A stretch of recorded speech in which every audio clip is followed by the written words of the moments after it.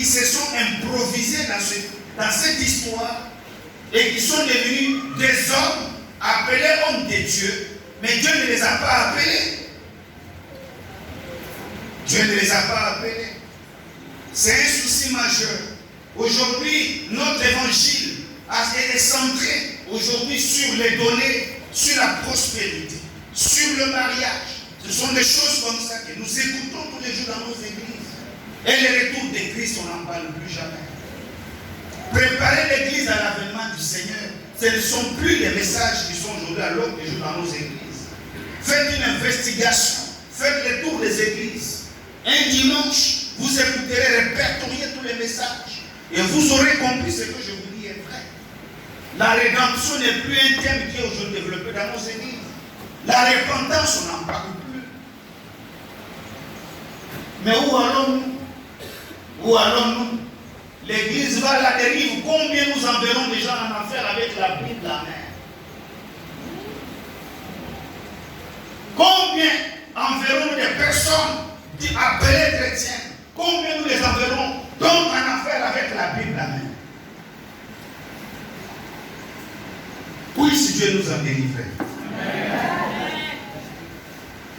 Nous avons besoin d'examiner nos vies tous les jours. Tous les jours, nous devons examiner nos vies. Et c'est pourquoi je vous parle, frère. Mais retrouver mon objectif pendant cette période, pendant ce petit moment que nous allons passer ensemble. Que moi-même, je sois béni en disant à celui qui m'a embauché dans ce travail que je fais mon travail. Et que vous, en retour, vous aussi, vous soyez bénis. Amen. Alléluia. Amen. Amen. Et c'est pourquoi je bénis le Seigneur pour cet instant. Je le bénis énormément. L'Église a travaillé. Nous ne refusons pas que l'Église est la cible du diable, que l'Église est la cible des démons. Nous le savons et nous le reconnaissons. Mais, frère, combien de fois aujourd'hui la démonologie est devenue le thème principal? On connaît toutes sortes de démons. Il y a même des démons que nous avons nous-mêmes inventés. Juste pour rire, frère, il ne faut pas rire. Et généralement, ces choses sont dites dans le but uniquement de rendre captifs les chrétiens, non à l'évangile, mais à notre propre personne, afin que ceux-là dépendent totalement et tout le temps de nous. Aucun pasteur n'est mort sur la croix.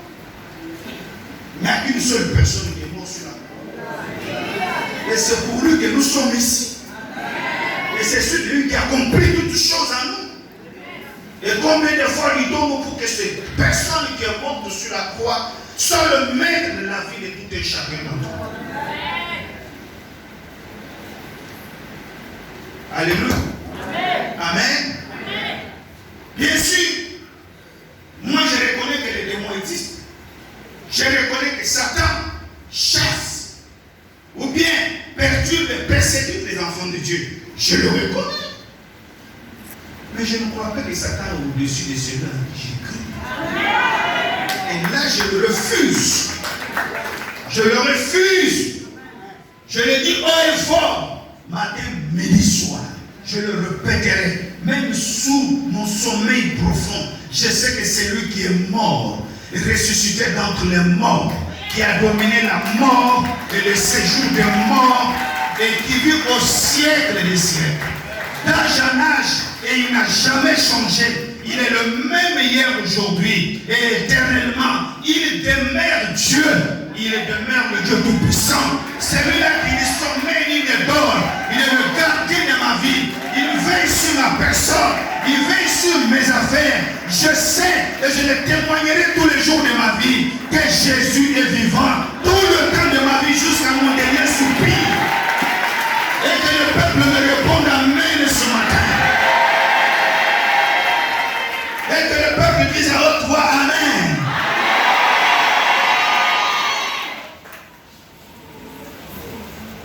Alléluia. Amen. Amen. Soyons vigilants, frères. Bien-aimés, soyons vigilants. C'est très important. Et c'est comme ça que nous pouvons influencer le monde. Parce que le thème, le sous-thème que je vais débattre avec vous, il s'agit de la responsabilité de l'Église envers le monde. Comment allons-nous convaincre le monde? Comment allons-nous impacter le monde? Quand on dit la responsabilité, il s'agit de l'influence. Il s'agit de l'impact que l'Église peut apporter au monde. Mais qu'est-ce que nous allons dire au monde aujourd'hui? Avec nos pasteurs. Excusez-moi, mon frère. Il est vrai qu'on dit ici en Côte d'Ivoire que celui qui n'a pas encore traversé la rivière ne doit pas se moquer de celui qui se noie. C'est vrai. Je suis un homme marié moi-même. Mais combien de fois nos pasteurs aujourd'hui, il y en a qui divorcent. Aujourd'hui, le divorce est devenu légal. On a légalisé les divorces dans l'église. Parce que les pasteurs eux-mêmes sont les premiers à divorcer. Non, ce n'était pas la femme du ministère. J'ai entendu des pasteurs accuser les femmes d'être sorcières. Que Dieu m'en garde. Je le prie tous les jours. Je ne veux pas tomber dans le piège. Et comment nous pouvons impacter? Qu'est-ce que toi tu diras? Quelqu'un qui est dans le monde, qui est en train de divorcer de sa femme, quel conseil pourras-tu lui donner? Alors que toi, tu es déjà un pasteur avec la Bible, déjà divorcé, avec une nouvelle bague au doigt.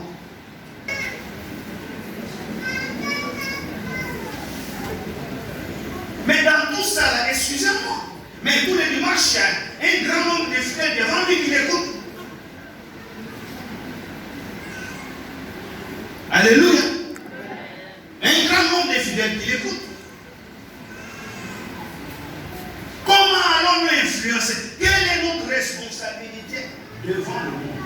C'est d'abord, le problème du chrétien, c'est que le chrétien est tellement ignorant. Ignorant. C'est pourquoi j'ai l'habitude de dire que le plus grand fléau qui tue l'humanité, ce n'est pas le sida, ce n'est pas la drogue. Vous comprenez? Amen. Répondez-moi amen ici. Le plus grand fléau qui tue l'humanité, c'est l'ignorance. C'est l'ignorance. Avant de commencer mon message, dis à celui qui est à côté de toi, il va te choquer.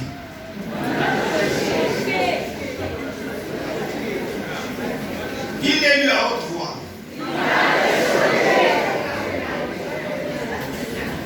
Dis-le encore, il va te scandaliser.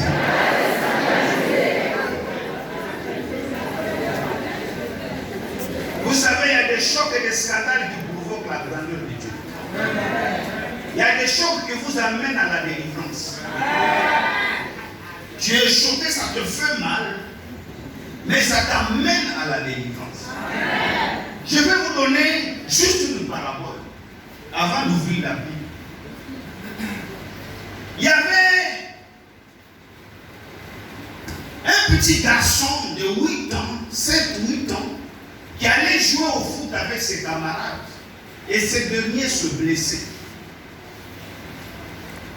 Et comme sa mère lui interdisait de sortir et d'aller s'amuser dehors, s'il montrait la plaie à sa mère saurait qu'il était sorti. Alors la meilleure des choses pour lui, il a caché, il n'a pas dit à sa mère. Alors que c'était une plaie qui était profonde. Pour lui, il croyait qu'avec ses camarades, tu sais, quand on était enfant, parfois on joue au ballon, tu es blessé, oh, mets du sable, ça va se cicatriser. Tu prends le sable et tu mets dedans. C'est l'enfant. J'ai fait ça, je me dis, vous inquiétez. Ah, vous avez fait ça aussi. Dites Amen. Alors le petit, là où il était, il s'est rendu compte que le pied était en train d'enfler. Le pied était en train d'enfler. Il regarde et puis il n'arrive plus à marcher. Il ne peut plus aller à l'école. Et c'est là que la maman se rend compte qu'il y a un problème, l'enfant a un problème. Il récupère son petit garçon. Il dit, qu'est-ce qu'il y a, mon chéri? Oh maman, j'avais oublié de te dire, mais là, je me suis fait mal. Maman, là-bas, il faut me montrer. Dès qu'elle regarde le bébé, elle est stupéfaite. Il est étonné, mais pourquoi tu ne m'as pas dit? Oh maman, comme j'avais peur, quand je t'ai pas dit, maintenant il dit la vérité. Bon, dans ce cas-là, tu ne peux plus frapper l'enfant parce qu'il a déjà mal. Amen. Hein? Donc, la maman, dans l'amour, l'affection qu'il avait pour son petit garçon, elle va prendre le pied du petit pour le soigner. Elle prend un peu d'eau, elle touche la paix, l'enfant commence à crier. C'était son petit garçon le plus aimé, qui était tellement beau, il était tellement bien, l'amour était fort plutôt. Amen. Quand l'enfant pleure, elle a pitié. Quand elle regarde le pleur de l'enfant, elle ne peut pas continuer, elle fait comme ça, elle aussi elle prend les médicaments, elle met dessus, elle bande la plaie. Au bout de quelques temps, ça devient critique. Et maintenant, c'est là qu'elle va prendre le petit pour l'amener à l'hôpital.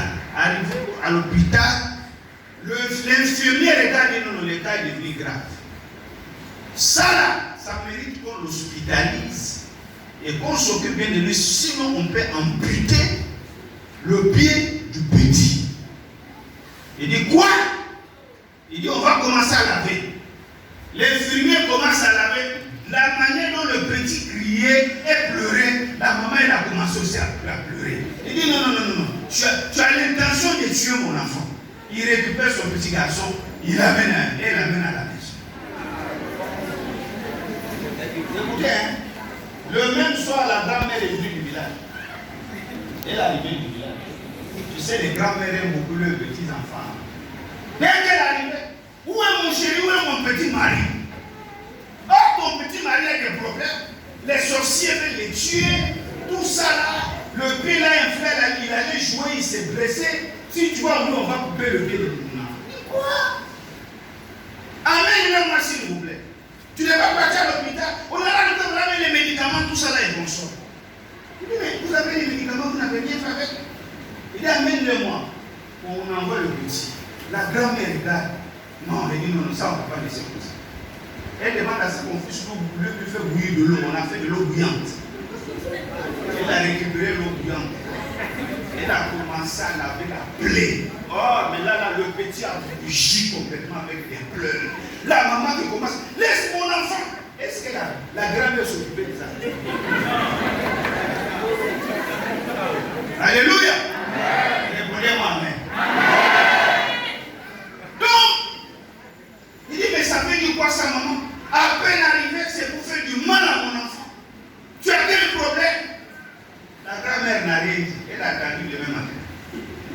Le même matin, elle dit, faites-moi venir mon petit mari. On allait chercher le petit mari. Elle a encore ouvert la plaie avec l'eau bouillante. Elle a repris le même fait. Ah! Là même, donc, la fille, la mère du petit, était dans tous ses états. Si je parlais de la sorcellerie, je pense que c'est bien toi la sorcière. Pourquoi tu peux faire souffrir mon enfant comme ça? La grand-mère n'écoute pas ce que sa fille lui dit. Le lendemain, elle le refait. Le 3e jour, 4e jour, le petit est sorti de la maison en marche.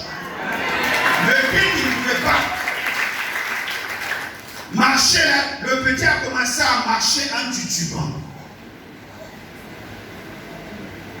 Maintenant, je peux vous retourner la question. Entre la grand-mère et la mère,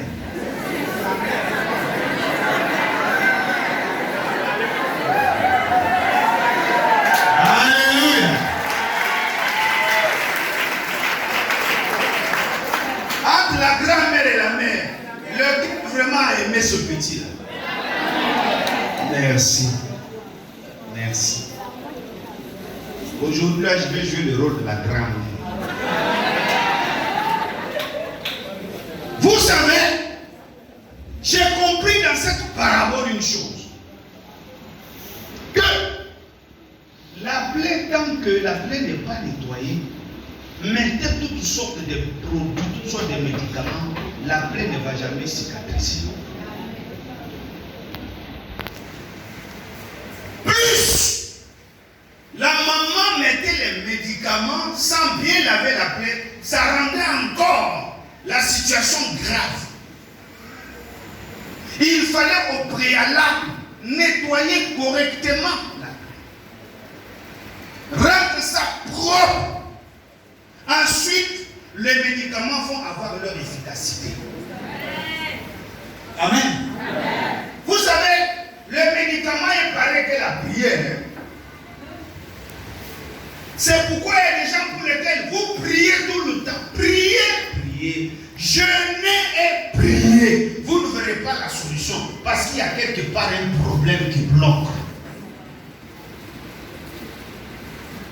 Tant que ce problème-là n'est pas résolu, la prière n'aura pas son efficacité. Cette parabole doit nous enseigner. Église de Dieu. Voulez-vous que l'église devienne glorieuse? Oui, c'est notre souhait parce que l'église, avant de quitter d'aller impacter, influencer le monde, nous-mêmes, qui sommes-nous? Quelle est notre situation? Aujourd'hui, il est important que l'église s'asseye face à un état des lieux. Faisons un état des lieux. On ne va pas convoquer toute l'église de la Côte d'Ivoire. Mais entre nous ici, on peut faire l'état des lieux. D'abord, un état des lieux individuel. Je ne veux parler d'un état des lieux collectif. Un état des lieux individuel. Rentre en toi-même. Examine-toi toi-même. Quel est ton état? Quelle est ta situation réelle? On a fait toutes sortes de prières. Mariage, là, on t'a promis. Prophétie est sortie. Que tu vas te marier. Mais jusqu'à ce jour, tu n'es pas marié. J'ai encore en mémoire une soeur là, dans une église où j'ai eu à travailler. Frère, moi je ne suis pas venu ici pour vous prêcher. Je suis venu pour m'entretenir avec vous. Ça, on va avoir un entretien. On va s'entretenir. Parce que souvent nous avons reçu tellement beaucoup d'enseignements, mais notre vie n'a pas du tout changé. La sœur en question dont je vous parle, la sœur là, quand elle commence à prier, même toi-même, pasteur, toi qui es pasteur là, tu as mauvaise conscience. Vous savez, il y a des gens qui prient, parfois toi tu regardes, tu dis, ça là, est-ce que moi-même Dieu m'entend quand je prie? Toi qui es pasteur là, en même temps tu te remets en cause. Tu dis que toi tu ne pries pas. Tellement qu'elle avait une vie de prière. Elle jeûnait, elle priait. Jusqu'au moment où j'ai quitté cette église, encore 2 ou 4 ans après, j'ai eu des nouvelles qu'elle n'était toujours pas mariée. Là, j'ai avancé. J'ai eu à expérimenter cette soeur-là dans la manière dont elle se comporte. Là, elle finit la prière, elle descend, essaie un peu de la piétiner. Non, c'est un volcan. Elle te met à ta place, elle est au-dessus de toi, même si tu es pasteur. La colère, la nervosité, le débit verbal. Là, je comprends pourquoi elle priait beaucoup. Ouais, c'est la conclusion, j'ai compris pourquoi elle priait beaucoup. Parce que son débit verbal, le débit est tellement élevé. Amen. Et c'est comme ça. Donc, du coup, son comportement annule toute sa vie de prière. Mais quel homme va prendre ça pour mettre dans la maison? Quel homme prendra ça pour mettre dans la maison? Mais tu vas porter une autre dans la maison. C'est toi qui vas devenir un taïma dans ma maison.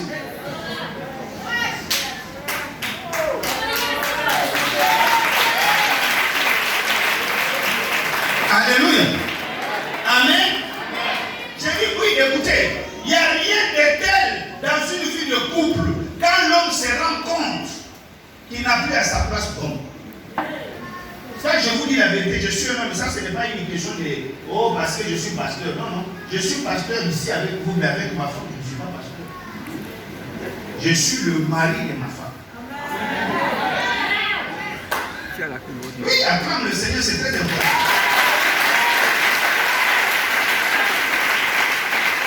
Amen. Comprenons-nous bien, frère. Je suis pasteur à l'église. Je suis pasteur avec les fidèles. Je suis le pasteur de beaucoup de femmes, mais mari d'une seule.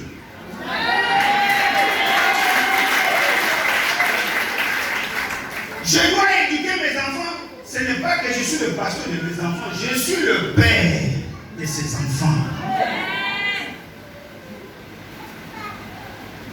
Il y a rien de tel quand un homme se rend compte que là, il n'est plus à sa place d'homme dans la vie de sa femme. Là même s'il faut que vous vous séparez, vous allez vous séparer parce qu'il ne peut pas accepter ça. Donc imaginez-vous une soeur comme ça. Tu vas la regarder dans un premier temps, sa vie de prière te séduit, te convainc que c'est une bonne femme. Et quand tu vas la mettre à la maison, elle est capable de te laisser mourir de faim parce qu'elle est en train de prier.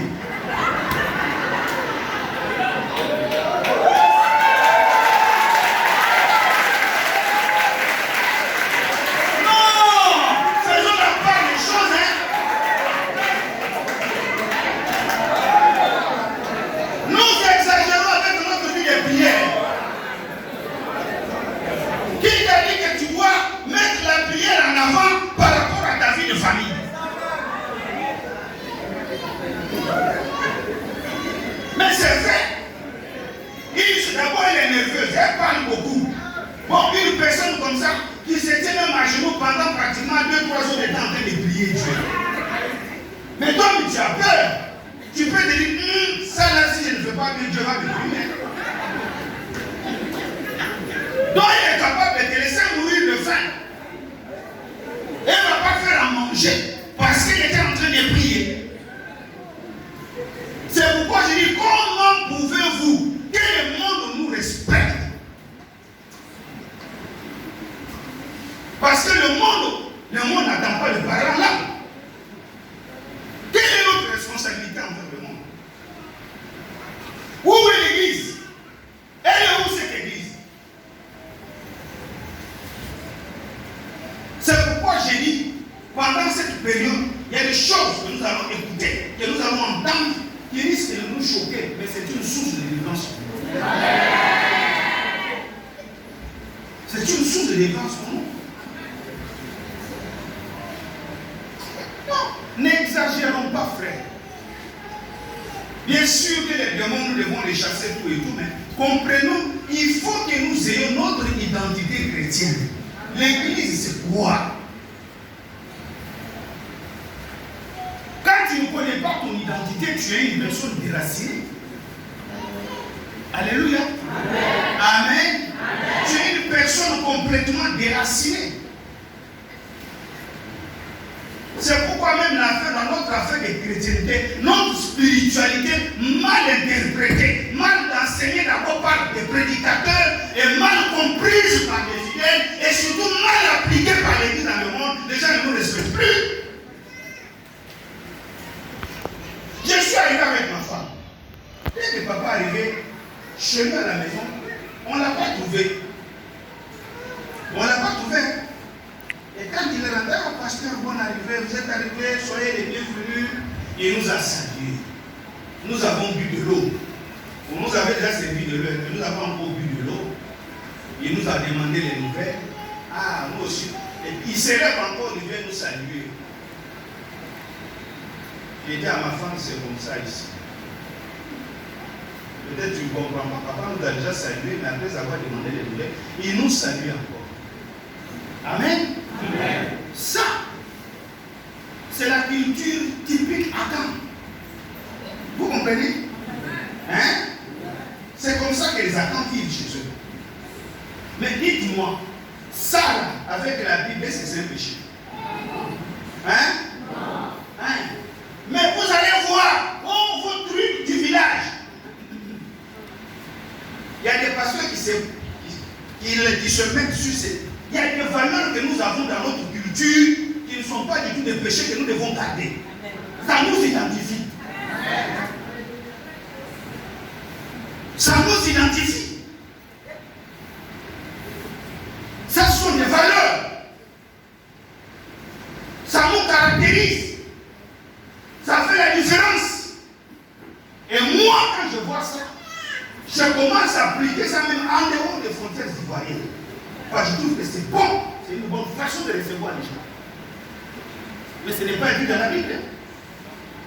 C'est pourquoi le monde ne peut pas nous respecter. Nous rejetons tout au nom de la spiritualité.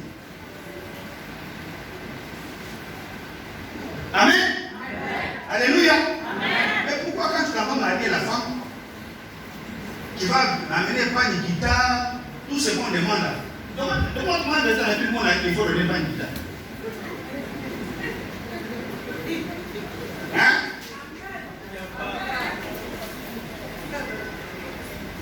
Donne-moi. Pourtant c'est la culture. Alléluia. Amen. Moi quand je suis parti au Tchad pour épouser ma femme, il y a des gens qui ne m'aimaient pas, ils ont fait des commentaires sur Internet. Oh, David à son mariage, on a donné Kola, tout ça, il est devenu musulman. Il dit, mais vous n'avez rien compris. Vous parlez parce que vous voulez parler. Mais ça fait partie de la culture. Et c'est comme ça. Toi, tu vas dire, je ne le ferai pas parce que je suis chrétien. Mon ami, l'amour que tu as dans ton cœur, là, ça va te tuer célibataire.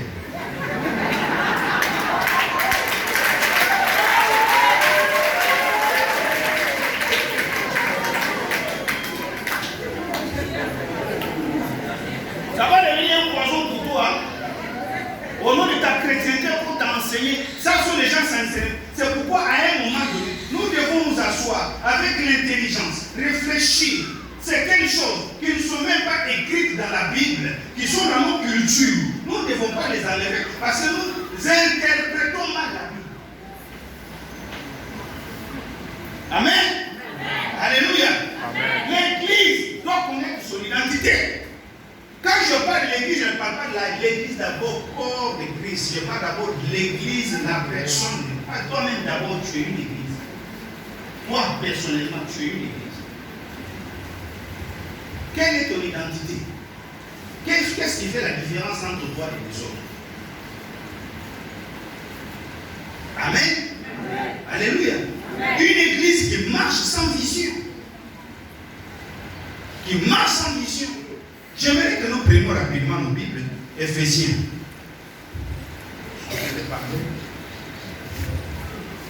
Éphésiens chapitre 1. D'abord.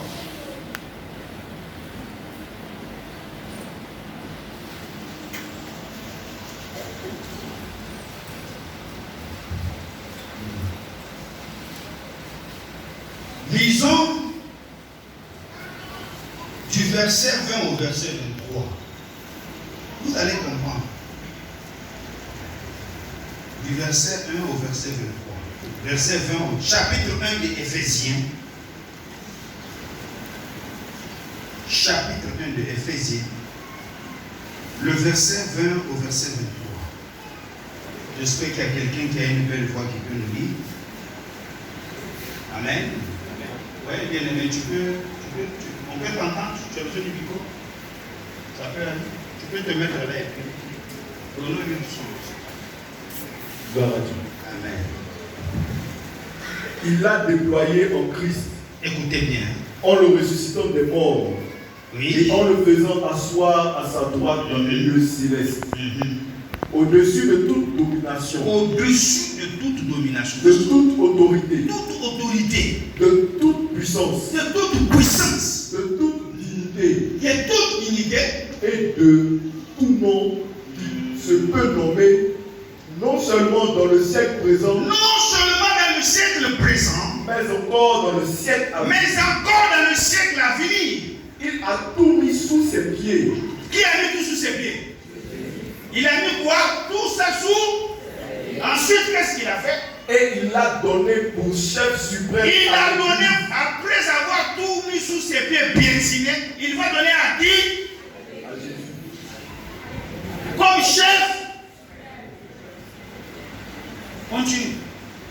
Qui est son corps? Qui est son corps? La plénitude de celui qui remplit tout. La plénitude qui remplit tout et en tous. Amen. Amen. Je reprends la lecture rapidement moi aussi.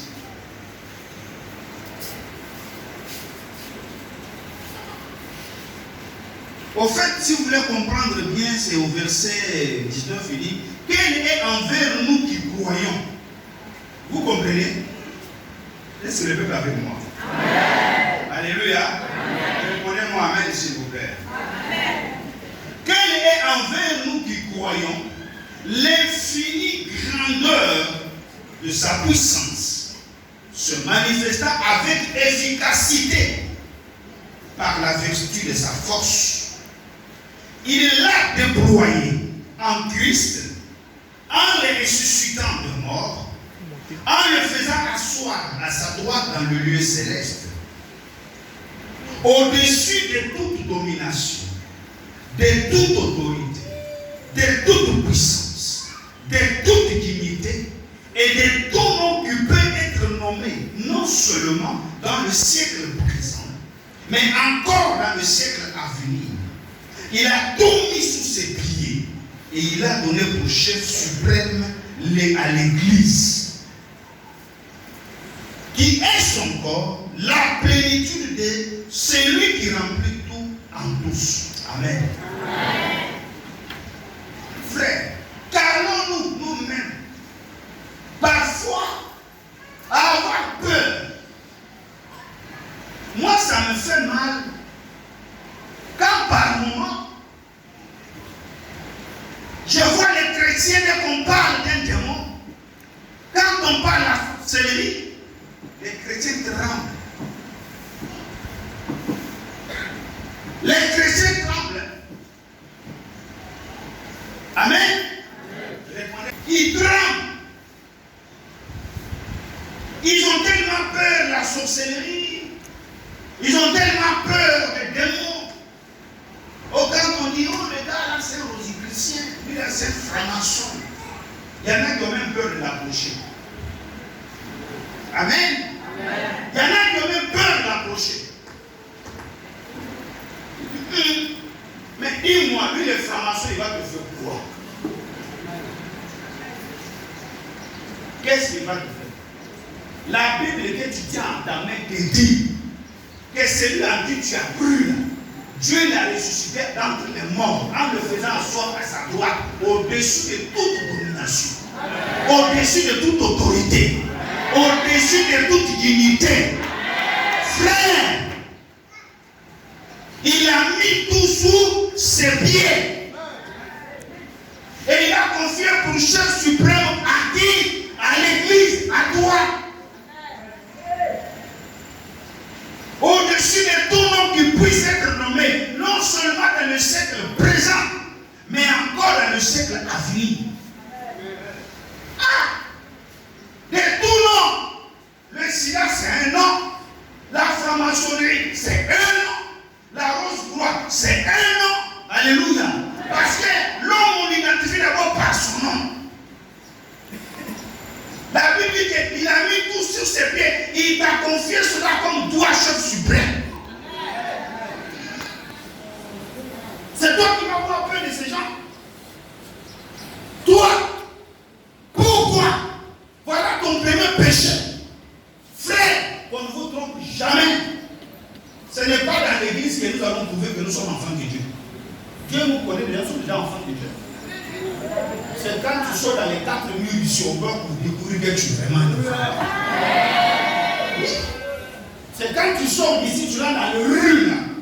C'est ta manière de vivre, ta manière de te comporter.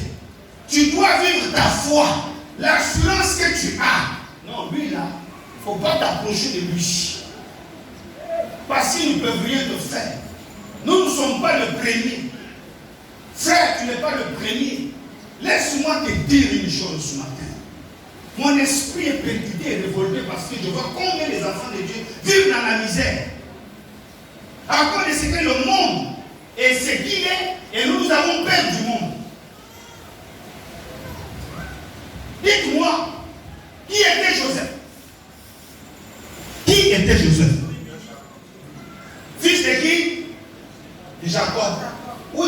trouvait? En Égypte. On t'a dit qu'il y avait des Juifs à cette époque-là autour de lui. Lui seul. Alors que l'Égypte était réputée comme étant le berceau de la magie et de la sorcellerie. C'est pourquoi vous allez voir tous ces gens qui font la franc-maçonnerie, la rose-croix, ils ont tous des signes des pyramides dans leur truc. Ils ont tous des symboles de la pyramide. Parce que c'est là-bas qu'ils sont allés tirer leur pouvoir de leur puissance. Mais on dit que Joseph était là-bas. Il est devenu premier ministre. Il travaillait avec qui? Ceux avec qui il travaillait, c'était des Juifs, c'était des chrétiens. C'était qui? Des Égyptiens. Des gens qui adoraient la sorcellerie, qui faisaient la magie, qui consultaient des dieux, parce que l'Égypte de l'époque n'avait pas un seul Dieu, il y avait plusieurs dieux qu'ils consultaient. Mais Dieu l'avait placé au-dessus, parce qu'il avait la marque de l'Esprit de Dieu sur lui. Laisse-moi t'annoncer de bonnes nouvelles ce matin. Tu n'as rien à craindre. Dieu te placera aussi au-dessus de tous ceux qui sont des personnes de Dieu. Tu n'as pas à avoir peur à partir de ce matin. Il faut que ta mentalité change. Oui, parce que c'est lui en qui tu as cru. Il a mis tous sous ses pieds et il t'a tout confié comme chef suprême. Alors tu n'as plus rien à craindre. Il faut marcher la tête haute. Lève-toi du lieu où tu es bien-aimé. Sors, va à la conquête du monde. Influence le monde par ton caractère. Influence le monde par ton travail. Influence le monde par ta foi. Et Dieu te positionnera. Il ne faut jamais avoir peur du monde. Laissez-moi vous dire quelque chose, frère. Laissez-moi vous dire des choses qui vont peut-être vous choquer encore ce matin. Vous savez, je vous rends moi-même mon propre témoignage. Vous avez vu les Togolais venir danser ici. À l'homme qui lui est agréable, il lui donne l'intelligence, la sagesse et la joie. Mais au pécheur, il lui donne le souci d'amasser, de recueillir, afin de donner à celui qui est agréable à Dieu. Est-ce que vous comprenez ce verset?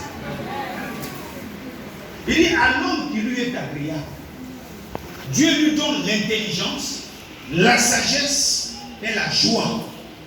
Mais je suis allé fouiller parce que j'ai oublié, même ma femme voulait insister pour ma Bible en hébreu. J'ai une Bible en hébreu, il n'y a que la Torah, c'est-à-dire l'Ancien Testament. Parce qu'à la synagogue, les gens ne lisent pas le Nouveau Testament. C'est la Bible que les Juifs appliquent. Vous savez ce verset, comment il est écrit dans la Bible hébraïque? Il est écrit: à celui qui est agréable à Dieu, Dieu lui donne la sagesse, la science et la joie. Mais à l'impie, là c'est la version hébraïque, hein?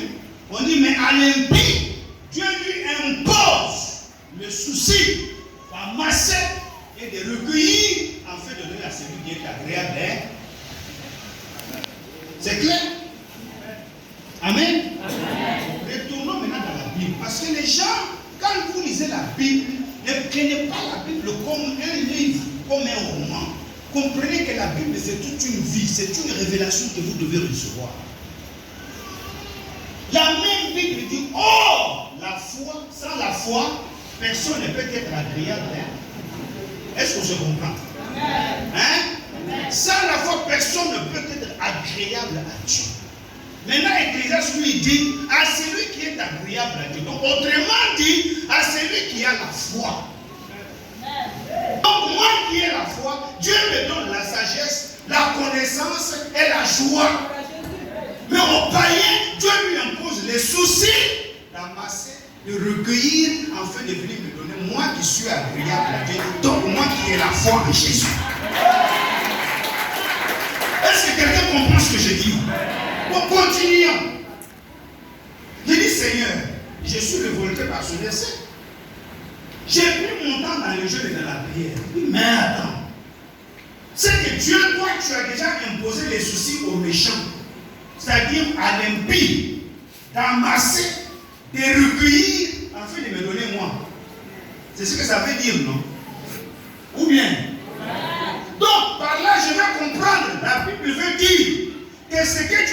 les moyens dont tu as besoin, les moyens là ne sont pas au ciel. Le peuple avec moi? Les moyens là ne sont pas au ciel, les moyens sont sur la terre. Il y a un ennemi qui détient ces moyens-là, à qui Dieu a déjà imposé les soucis de recueillir. Il a déjà amassé. Maintenant, c'est à moi de trouver l'impie. Oh frère. Apparemment, les gens ne comprennent pas. Vous comprenez? C'est à moi de trouver l'impie. Mais comment je vais trouver l'impie? Je fléchis encore mes genoux par là. Je voudrais mon témoignage. Frère, pendant que je priais, le Saint-Esprit me communique un verset. La Bible dit que le Dieu notre Père, il est le maître des temps et des circonstances. Il dit en bon, s'il est le maître des temps et des circonstances, donc moi je fléchirais mes genoux par terre et de demander au maître de temps et des circonstances de créer le temps, de me donner le temps et de créer les circonstances qui vont m'amener vers l'impie. Il dit oui, créer les circonstances. Seigneur, je t'en supplie. Crée les circonstances parce qu'il y a un impie qui détient ma prospérité. Il y a un impie qui détient mes moyens. Il y a quelqu'un à qui Dieu a déjà imposé les soucis, qui possède les choses dont j'ai besoin pour pouvoir bâtir ma vie, pour pouvoir nourrir ma femme, pour pouvoir nourrir mes enfants, pour pouvoir faire l'œuvre de Dieu. Il y a un impie à qui Dieu a imposé déjà les soucis. Qui sont ces impies? Ce sont ceux-là que vous appelez souvent rosicruciens. Ce sont ceux-là que vous appelez souvent francs-maçons. Amen. Ce sont ceux-là qui poursuivent les marabouts. Ils sont matin, midi, soir chez les marabouts. Moi, j'ai commencé à prier le Seigneur. C'est comme ça, vous savez, Dieu, il est le maître des temps et des circonstances. Il va créer les circonstances. Quand la circonstance vient, parfois tu ne comprends pas le langage de Dieu. Tu ne comprends pas ce que Dieu veut t'enseigner. Le langage de Dieu, souvent, c'est la souffrance. Tu rentres dans une souffrance. Tu rentres dans un moment de galère. Oui, Joseph ne savait pas qu'il était sur le chemin pour aller rencontrer les impies. Il ne savait pas qu'il était sur le chemin de se retrouver en face d'un grand impie qui était le pharaon, afin de pouvoir aussi nourrir sa famille demain.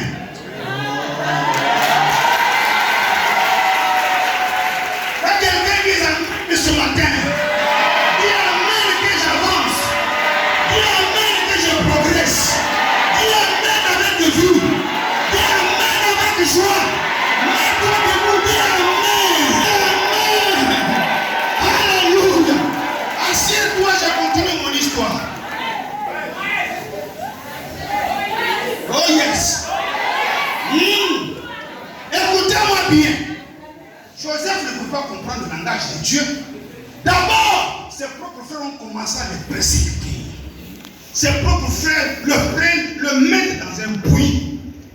Ils voulaient, donc quand on te met dans un puits, c'est pour que tu sois enterré. Ta famille va chercher à t'enterrer même vivant. Tu n'es pas encore mort. Ils vont vouloir que tu meurs. Non, mais parce que la main du Seigneur est sur toi. Tu ne peux pas connaître la mort prématurée. Laisse-moi t'annoncer une bonne nouvelle ce matin. Tu ne mourras pas prématurément. Tu ne connaîtras pas la mort précoce. La mort s'est trompée d'adresse. La mort viendra frapper à ta porte matin. La mort partira. Elle viendra frapper le soir. La mort se retournera. Parce que sur la vie, il y a une promesse. Parce que sur ta vie, il y a une promesse. Laisse-moi te dire que tu ne mourras pas sans avoir vécu aussi la gloire de Dieu. Tu ne mourras pas sans avoir aussi accompli les merveilles du Seigneur. Laisse-moi te dire, même la maladie qui te fatigue, c'est pour la gloire de Dieu. Que quelqu'un me réponde amen. Amen. Oui, Joseph, pendant ce temps, Joseph pensait que Dieu l'avait oublié. Joseph va se retrouver esclave, vendu aux Syriens. Oh frère. La famille même va te vendre aux gens même qui ne connaissent pas Dieu. Eux aussi à leur tour, ils vont vendre Joseph à un certain Potiphar. Joseph devient salarié, mais étant esclave. Alléluia. Amen. Il avait un petit salaire. Mais comme il y a la faveur, la grâce de Dieu était sur lui, la femme de Potiphar a commencé à convoiter Joseph. Amen. Amen. Non, c'est pourquoi je disais à quelqu'un, et je l'ai écrit même sur une publication sur Facebook, j'ai dit, on peut connaître d'où on vient. Et peut-être savoir, peut-être même savoir où on va. Mais ce qui nous y attend là, ça reste le secret de Dieu. Ça reste le secret de Dieu. Tu ne sais pas ce qui peut t'arriver. Tu peux imaginer ce qui peut t'arriver. Tu peux imaginer où tu t'en vas plus tôt. Mais ce qui va t'arriver là où tu vas là, seul Dieu le sait. Que quelqu'un dise Amen. Alors, Joseph est vendu. La femme de Potiphar lui fait des avances. Mais c'est là où on dit la foi du chrétien doit être éprouvée. La femme d'un boss, d'un grand directeur général, tu es le chauffeur. C'est cette femme-là qui te présente beaucoup d'argent. Il dit, ton patron n'a pas de temps pour moi. Pourtant, toi, tu es avec moi tout le temps. Oublions-le. Tu vas rester toujours le chauffeur, mais je vais te faire du bien à une seule condition. Il faut que tu commences à sortir avec moi. Je crois que certains chrétiens de nos jours, il y en a qui vont dire oui, les voix de Dieu sont insondables.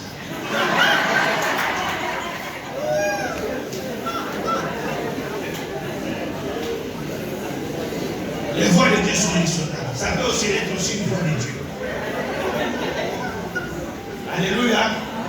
Amen. Alléluia. Alors, c'est là qu'on dit l'impact, l'influence, la responsabilité du chrétien dans le monde. C'est là qu'on va éprouver ta foi si tu es vraiment un chrétien. Imagine-toi que tu es l'assistante d'un grand directeur général, tu es l'assistante d'un ministre des Finances. Tu vois comment tous les dossiers, tout l'argent rentre et tout l'argent sort. C'est toi qui fais signer certaines décisions au ministre. Tout l'argent là, tu vois les chiffres seulement, mais ce n'est pas à toi.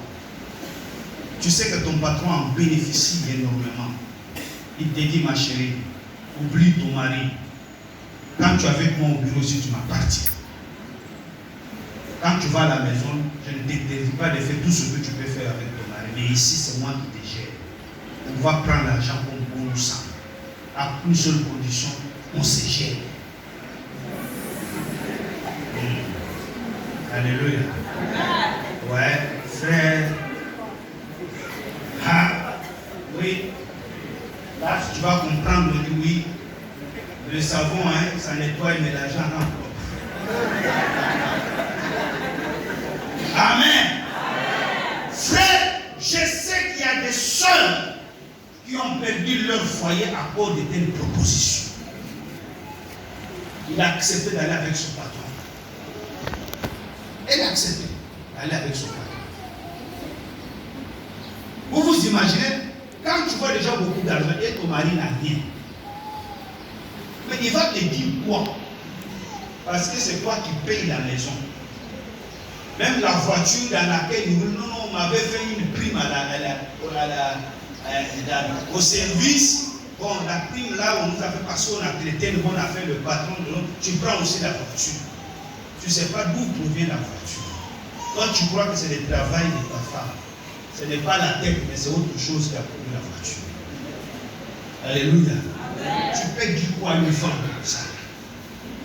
Amen. Amen. Il y en a même qui viennent à l'église matin, midi, soir. C'est là où on dit l'importance, la responsabilité du chrétien. Le monde là, c'est ça. Parce que le monde a son système. Le monde a ses principes. On ne vous trompe pas. C'est comme ça que le monde marche. C'est compliqué, hein? Très compliqué. Même quand on vous dit je suis un homme d'affaires, les choses parfois qu'on vit dans les affaires là, c'est très compliqué. C'est très compliqué. Alors, le maître des temps et des circonstances, il a commencé à visiter Joseph, mais comment? Par des étapes. Et comme Joseph voulait vivre sa foi, Joseph a refusé la proposition de la femme de Potiphar. Vous connaissez l'histoire. Joseph va se retrouver en prison. Frère, il y a des gens même, si quelqu'un lui avait conseillé, il ne faut pas céder à la femme, là, il va se retrouver en prison. Dès qu'il est en prison, 1 mois, 2 mois, 3 mois, il va commencer à nous dire le frère qui lui avait conseillé. Il va le maudire. Il dit pourquoi j'ai écouté ce méchant là? Il était jaloux de moi. Il était jaloux. Mais tu ne connais pas ce que Dieu te réserve dans la vie. Alléluia. À un moment donné, Joseph a compris qu'en ce moment, je ne peux pas faire autre chose, je dois servir Dieu. Joseph va porter la casquette du prophète. Joseph devient prophète. Des gens font des songes, c'est lui qui va interpréter les songes. Et quand il interprète, lui, il oublie, frère. Vous savez, tout ce que vous faites sur cette terre, les hommes peuvent oublier. Les hommes oublieront. Mais Dieu ne l'oublie jamais. Dieu lui n'a jamais oublié ce que Joseph avait fait. Jamais Dieu n'a oublié ça. C'est lui qui s'est retrouvé à la maison, au palais royal. Le roi Pharaon lui-même, il fait encore un songe. Il cherche quelqu'un qui peut lui expliquer. Il n'y a personne pour lui interpréter les songes. Ah! Par circonstance, dit à haute voix le maître des temps et des circonstances. Dit à haute voix le maître des temps et des circonstances. Je m'adresse à toi, le maître des temps et des circonstances. Je t'en supplie, toi le maître des temps et des circonstances. Crée des circonstances. Père, Père, dis à haute voix, Père, crée des circonstances en ma faveur. Père, crée des circonstances. Je vais rentrer dans ma destinée. Père, crée des circonstances qui vont m'amener à ma destinée. Mets-toi debout et crie devant nos pères. Ne reste pas assis. Ça, ce n'est pas une simple prière. Tu as compris? Ne t'amuse pas avec une prière comme ça. Dis à haute voix, Père, maître des temps et des circonstances. Crée des circonstances qui vont m'amener à ma destinée. Au nom de Jésus. Au nom de Jésus. Père, mets-moi sur mon chemin. Les païens, les impies qui ont amassé ce qui m'appartient. Crée des circonstances. Quand je me retrouve avec eux, afin de me donner ma part. Afin de me donner ma part. Au nom de Jésus. Acclame le Seigneur. Assieds-toi.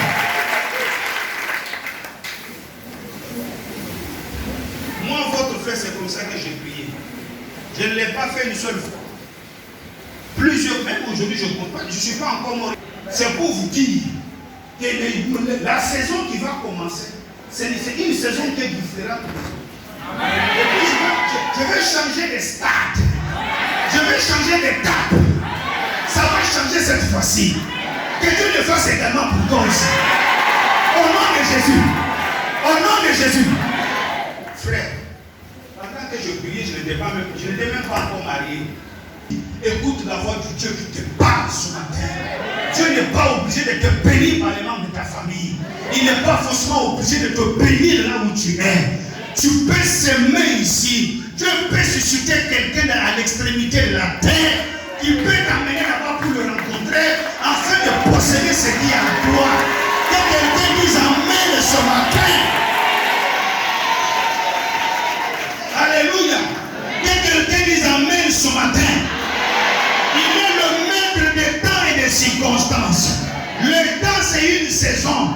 La saison va venir. Il va créer des circonstances. Tu vas te rendre compte que tu vas être obligé parfois même de voyager. Pendant que tu voyages, tu te dis, mais je n'ai pas les moyens.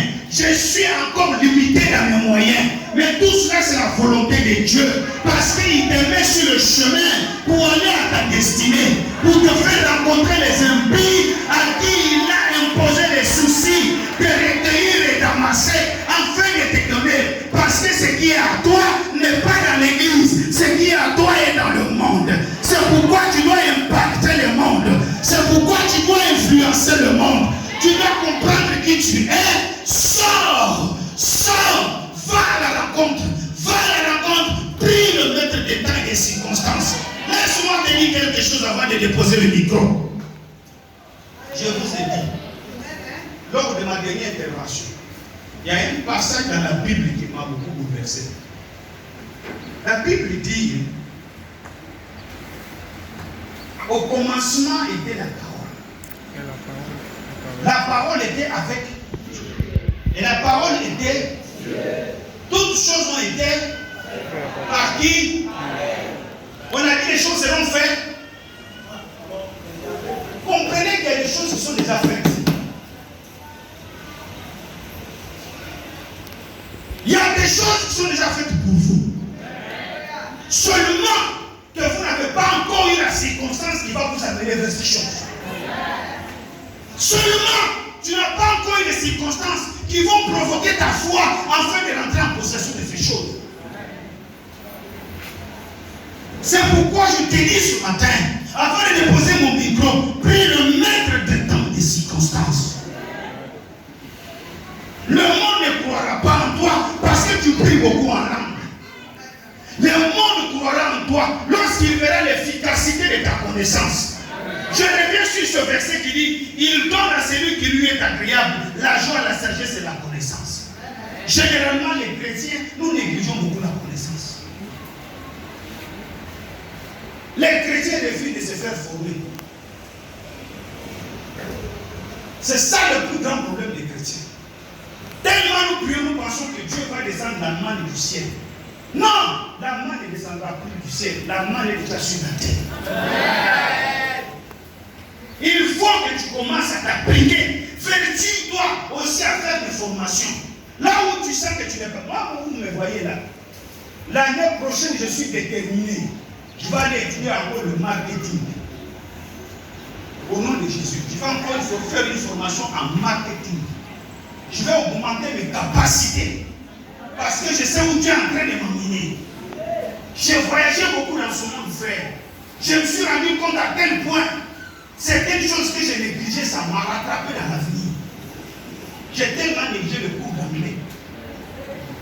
J'en souffre énormément aujourd'hui. Mais Dieu seul sait parce qu'il est le maître des temps. Jeunes gens, là où vous êtes, je vous dis que le monde aujourd'hui, illettré, ce n'est pas celui qui n'est pas parti à l'école. Illettré aujourd'hui, c'est celui qui ne connaît pas l'informatique et la technique. Tu maîtrises les deux domaines là, tu peux entrer partout. C'est pourquoi j'encourage des programmes, papa. Parfois même, il faut éviter les gens, des frères qui connaissent. C'est pourquoi je dis qu'il faut avoir des idées. Il y a des frères qui maîtrisent l'anglais dans cette église. Pourquoi ne pas donner la formation à tes propres frères et sœurs? Tu es assis à la maison, tu ne fous rien. Tu dis par exemple la formation pendant 4-5 mois, chacun n'a pas payé 10 000, c'est pas beaucoup. Hein? C'est pas beaucoup. Imagine-toi, tu as déjà pratiquement 50 frères et sœurs dans l'église. Calcule par 10 000, tu as combien? 50. Hein? Hein? 500 000. Bon, quand tu enlèves la dîme, bien sûr, hein? Ça aussi, il ne faut pas oublier. Dis Amen. Amen. Alléluia. Vous comprenez, n'est-ce pas? La connaissance, là, c'est tout ça. La connaissance, c'est l'éducation. La connaissance, c'est les habitudes que tu as. Le savoir-vivre. Il y a des gens qui sont chrétiens, mais ils n'ont pas le savoir-vivre. C'est ce que je dis toujours. Je vais continuer pour vous dire que la foi en Jésus, Jésus n'est pas venu encore pour nous apprendre le savoir-vivre. Jésus, il avait une seule mission, c'est de venir mourir sous la croix et nous envoyer au ciel. Terminé. Lui, il a déjà fait son travail. Quand vous ne comprenez pas, quand le monsieur il dit sur la croix, tout est accompli, c'est fini. Hein? Il a accompli sa mission. Le reste là, vous-même, vous devez gérer. Tu as compris? Amen. Il y a des gens qui n'ont pas le savoir-vivre. Ils ne savent pas comment saluer avec respect. Ils ne savent pas comment demander des excuses. Juste demander des excuses. Non, je suis désolé, ça n'existe pas dans son langage. Amen. Alléluia. Non. Il y a des personnes qui ont toujours raison en tout. Ils n'ont jamais tort. Eux, ils n'ont jamais tort dans leur vie. C'est ça l'impact que nous devons avoir sur le monde. Dire à quelqu'un, non, je regrette. Non, ça n'existe pas chez lui. Hein. Surtout qu'il est passé, il ne savait pas, il tourne comme ça, il t'a cogné. Ah, mais pourquoi tu fais ça? Est-ce que j'ai fait exprès?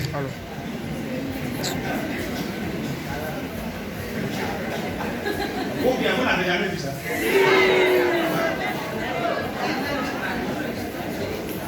Mais attends, madame, vous voyez ce que vous avez fait? Hein? Regardez ce que vous avez fait. Il a dit, toi, est-ce que j'ai fait exprès? Ah. Est-ce que moi j'ai les yeux derrière ma tête à pouvoir ça?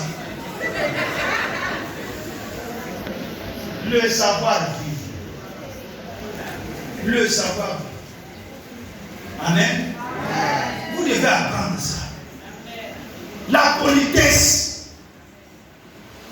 Il y a des gens qui n'ont pas du tout. Tu ne sens pas dans leur comportement que les personnes là sont polies.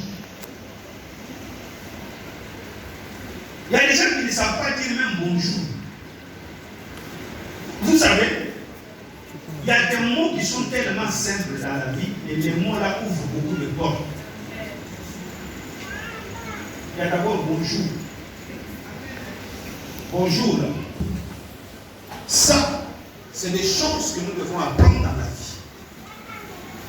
Quand bien tu connais la parole de Dieu, quand bien tu pries, mais toi-même ton côté individuel, parce que Dieu, il est un Dieu qui ne opère pas forcément avec des groupes de personnes. Dieu opère toujours avec une seule personne. Commence, lève tes mains vers le Seigneur. Et demain, je vais ouvrir maintenant une autre page très puissante. Alléluia. Amen. Amen. Demain, on va entamer la page de la vision. Vous devez avoir la vision là. Dis à haute voix Amen. Amen. Commence à remercier ton Dieu ce matin. Commence à le remercier.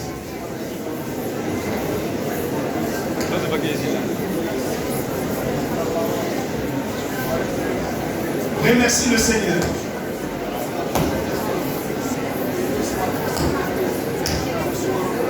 Prions le Seigneur. Gloire à ton Seigneur notre Dieu.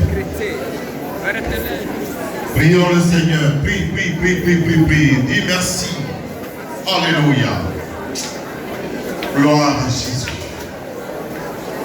Merci notre Dieu. Je voudrais avant de prier s'il y a quelques personnes encore qui hésitent, qui ne reconnaissent pas, qui pensent qu'ils sont au-dessus de ce principe de la vie. Vous ne pouvez pas savoir combien bonjour, pardon et merci ouvrent des portes aux gens. Il y a des gens aussi qui ont raté certaines portes tout simplement parce que ces trois mots ne faisaient pas partie de leur langage. C'est l'occasion où Dieu veut restaurer ta vie. Combien de fois tu as perdu des opportunités? Il y a même qui ont perdu des occasions de mariage dans ça. Tout simplement parce qu'ils ne savaient pas dire pardon à la personne peut-être qui lui a dit je t'aime, qui lui a proposé le mariage. Ça a éloigné cette personne de toi. Dis avec moi, à haute voix, avec assurance, Seigneur, devant ta face, je me tiens aujourd'hui. J'ai honte de moi-même. Père, je t'en supplie, à partir de ce jour, je reconnais que toutefois, je manquais de leur dire de les admirer. Au nom de Jésus, ce matin, je te demande, Seigneur, d'ôter cette attitude dans ma vie. Père, mets sur ma langue, mets dans mon cœur. Père, c'est mon bonjour. Que je sache dire bonjour aux autres. Même ceux qui ne font rien de bon pour moi. Père, même ceux qui sont plus jeunes que moi. Même ceux qui ne m'apportent rien, Seigneur. Que je considère tout un chacun. Que je lui dise bonjour. Que je puisse avoir le pardon dans mon cœur. Père, aide-moi à pardonner. Père, aide-moi à avoir un esprit de pardon. Éternel Dieu, mets en moi l'esprit de gratitude, de reconnaissance, pour dire merci aux autres. Au nom de Jésus. Au nom de Jésus. Je vais vous mettre, je vais prier pour vous. Père, je te rends toute la gloire. Je bénis ton nom, Seigneur. C'est bien aimé certainement à cause de ces trois petits mots. Il y en a qui ont perdu des opportunités importantes dans leur vie. Je t'en supplie, donne-leur à partir de cet instant de changer leur attitude, de les faire progresser dans leur façon de vivre avec leurs conjoints, leurs voisins, leurs amis, leurs connaissances. Je t'en supplie, fais-le au nom de Jésus. Fais cela au nom de Jésus. Et que Dieu vous bénisse. Et qu'il vous arrose ce matin. Et qu'il vous pardonne toutes les fois que vous avez eu à manquer cette présence d'esprit de reconnaître, de dire bonjour, de dire merci ou de pardonner. Que Dieu vous bénisse. Nous disons ensemble Amen. Amen.